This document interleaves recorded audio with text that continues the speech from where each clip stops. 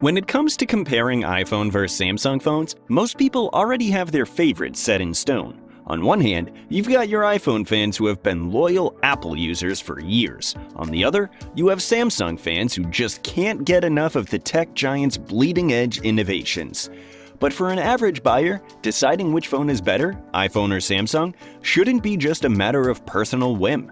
Instead, both the alternatives must be compared head-to-head to make an informed decision.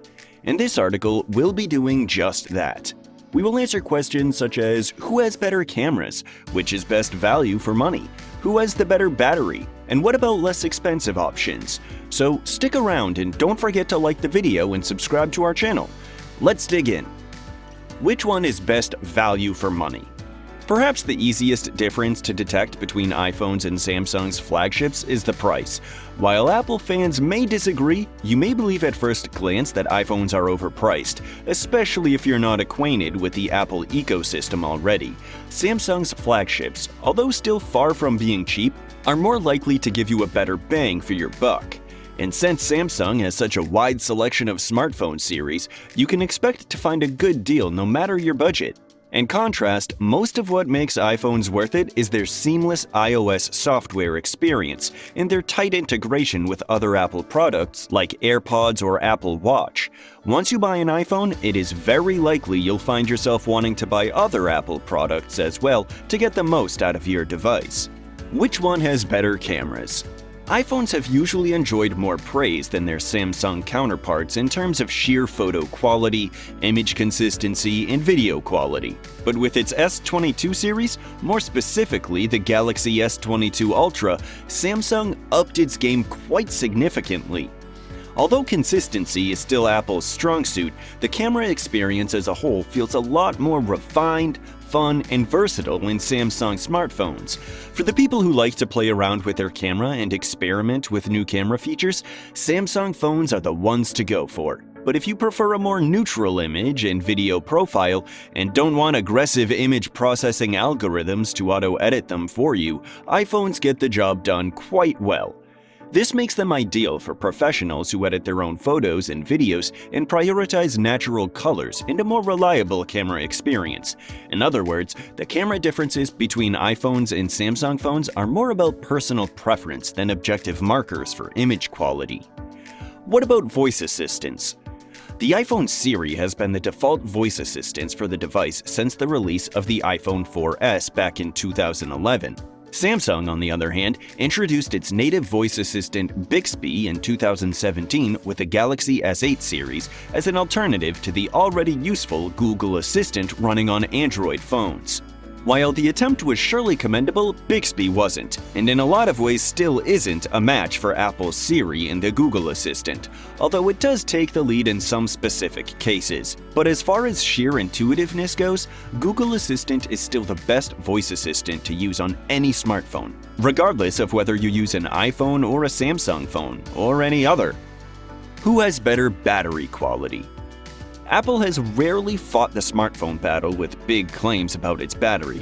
In comparison, Samsung seems to advertise its massive battery life and impressive fast charging speeds quite aggressively in its adverts. However, although the iPhone doesn't have a massive battery, its proprietary software iOS is efficient enough that it ensures minimal battery usage, resulting in amazing battery life, especially in the iPhone 13 series. As far as the charging speed is concerned, iPhones still have a long way to go.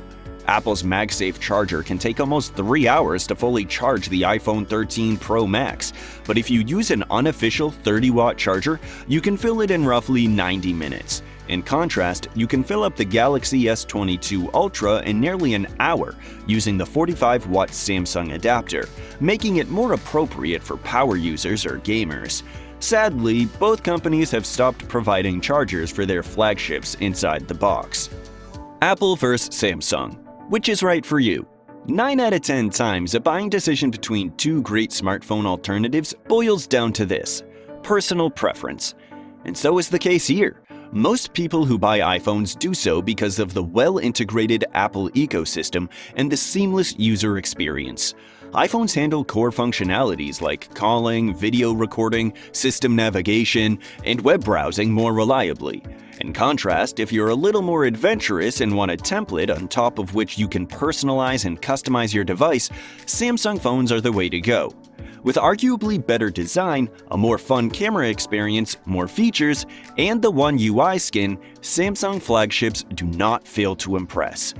What about other devices from these brands?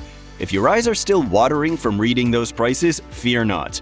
Both Samsung and Apple offer cheaper phones that may well be worth considering. Samsung Galaxy A series. Galaxy A models come in at a level below the Galaxy S range. They're mid-range handsets that aim to strike a balance between price and performance.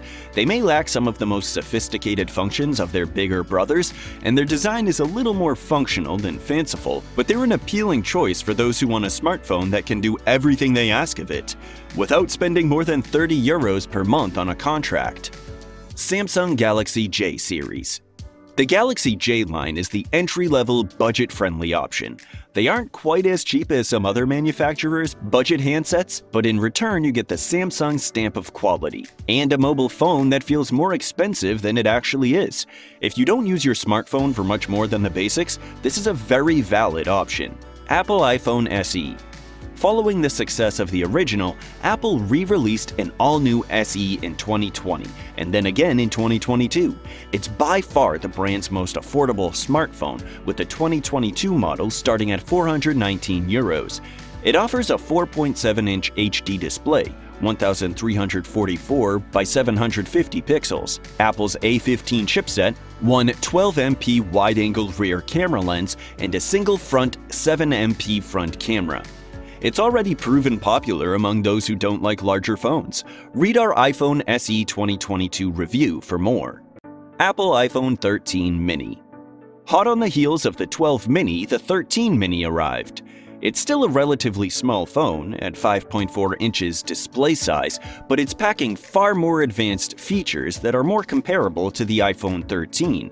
You'll find a higher resolution, 2340 by 1080 display, and dual 12MP rear cameras, including ultra-wide, along with a powerful processor.